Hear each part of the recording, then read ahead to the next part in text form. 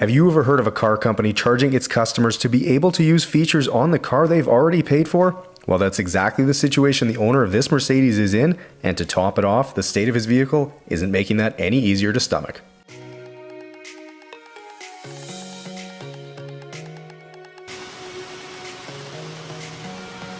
I'm not a huge fan of this stuff.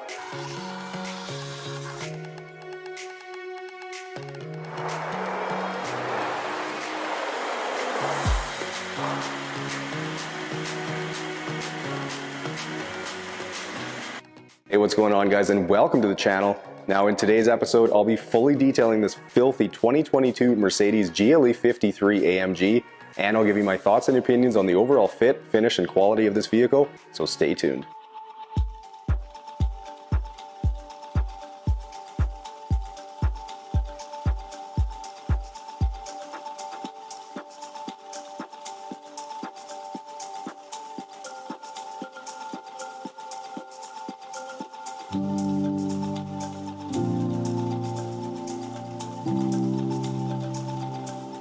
Okay, moving to the wheel wells now, and because this is a Mercedes, it's a luxury vehicle, they're going to have carpeted liners in here, and what those do is basically, act to reduce road noise inside the cabin.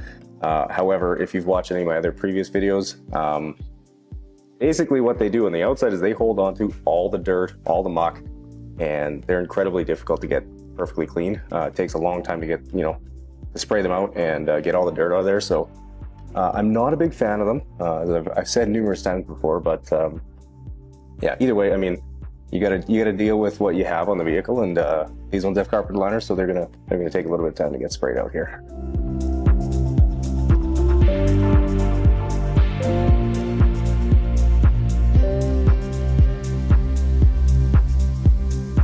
It is absolutely ridiculous just how much dirt and mud these things can hold on to. It's crazy. Plastic liners, be a better option.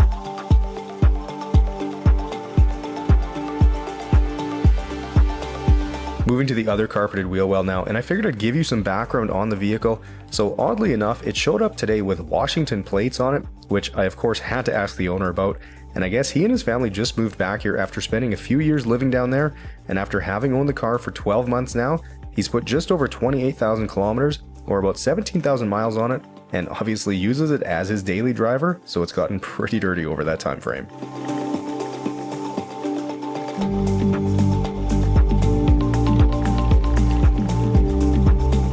Okay, so next up is the door jambs here, and I know this is probably a crazy idea to a lot of you.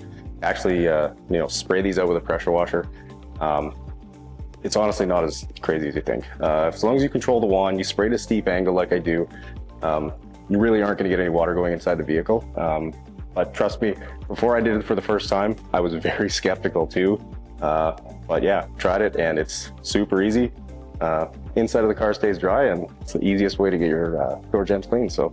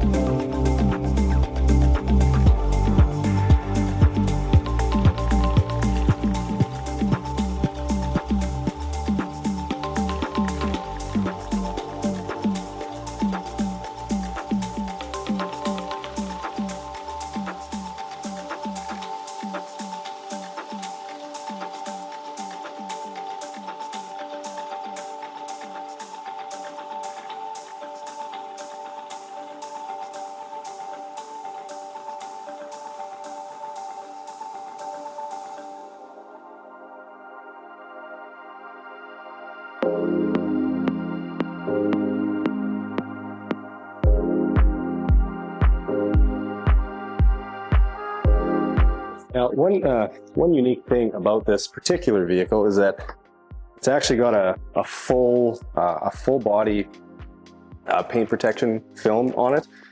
So a lot of times you'll see that stuff kind of on the leading edges of the vehicle, part way up the hood, kind of the whole front bumper, maybe the side mirrors, that sort of thing, or sometimes back here where you might see some rocks get kicked up. But this vehicle has it wrapped on the entire exterior, all the paint.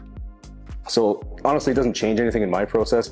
I'm still using the same products I always would, the Megafoam and my car shampoo. They're perfectly safe to use on it, but it just, my perspective, I'm not a huge fan of this stuff.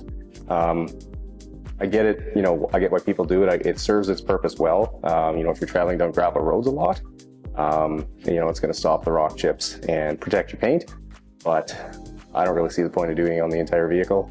Kind of just diminishes the look and the feel of, such an expensive vehicle, but each their own. Anyways, yeah. So it doesn't really change anything I do, so that's always good.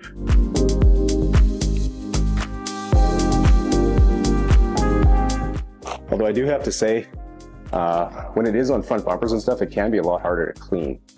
Bug guts and stuff really get baked into it by the sun, so there can get, it's just, yeah, if anything, I'd say it's a little bit harder to clean, but in this case, the vehicle is not super dirty. It's pretty new, so yeah, no real issue with that today, so.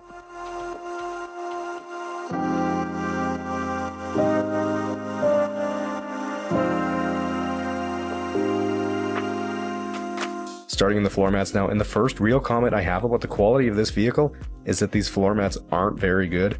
In most other vehicles, the floor mats are better quality carpet than the actual carpet inside, but this Mercedes is backwards in that regard, which is especially surprising considering this is a fairly pricey vehicle.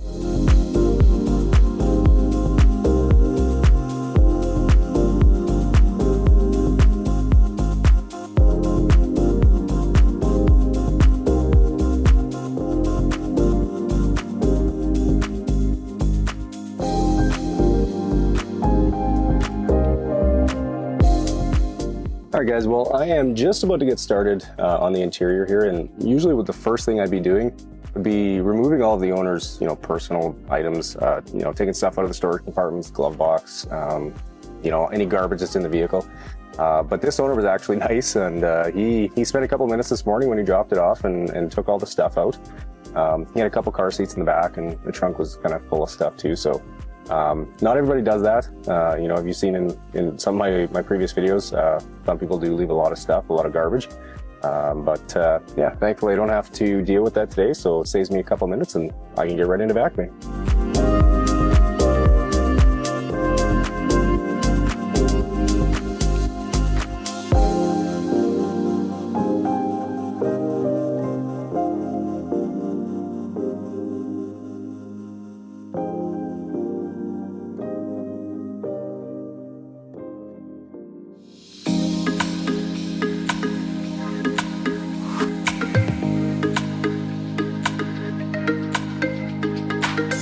Now, as I've gotten further into this Mercedes, I have a few thoughts to share about the overall quality and some of the business practices I alluded to in the opening.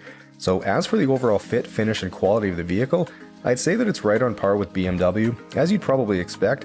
However, I would give the nod to BMW for the simple fact that their interior plastics are a bit easier to clean, and then of course there's the whole subscription-based service Mercedes is moving towards. Believe it or not, the owner of this vehicle has to pay to use things like heated seats, remote lock and unlock, the navigation system, and more. If you're shaking your head hearing that, well, I am too. Those are all things he's already paid for when he bought the car, as the equipment is in it. So I have to say, it's pretty disgusting Mercedes is doing this, and they certainly aren't the only manufacturer either. I really think the governments need to step in and regulate this sort of thing, as they've already taken it a step further and are charging for performance-based features now as well. Anyways, I'd be curious to hear your thoughts on this and whether you think this is a good thing or a predatory business practice that should be illegal.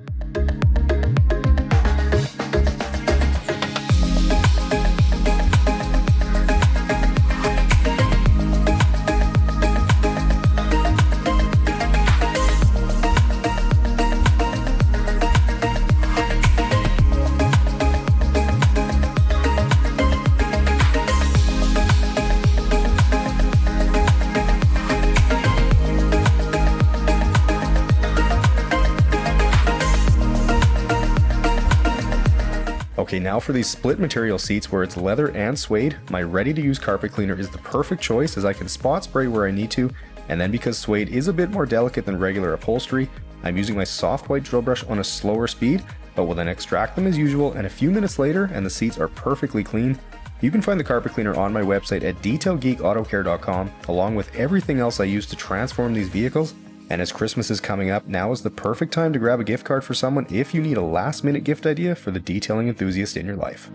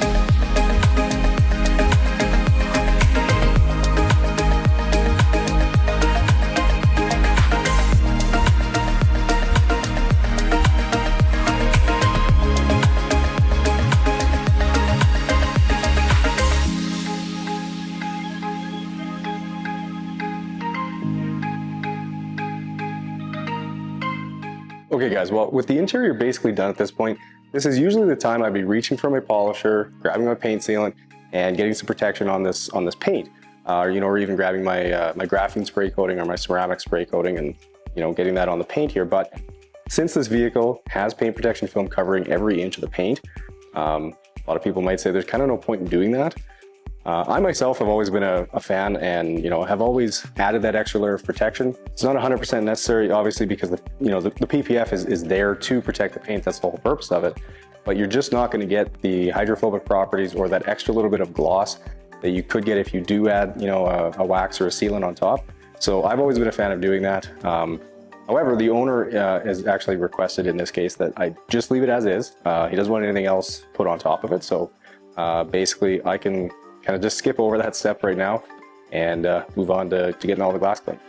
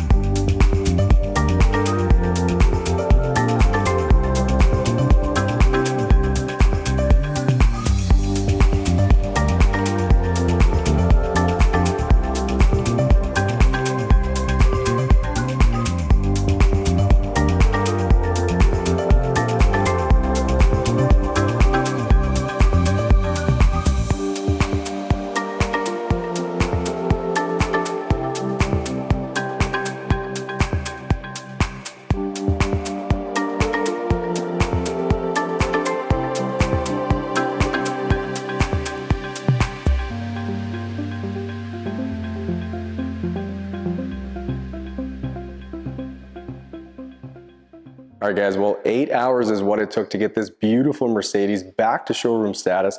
And I have to say there's just something about working on a nicer vehicle like this that makes it more enjoyable. The interior components are all a little bit higher quality.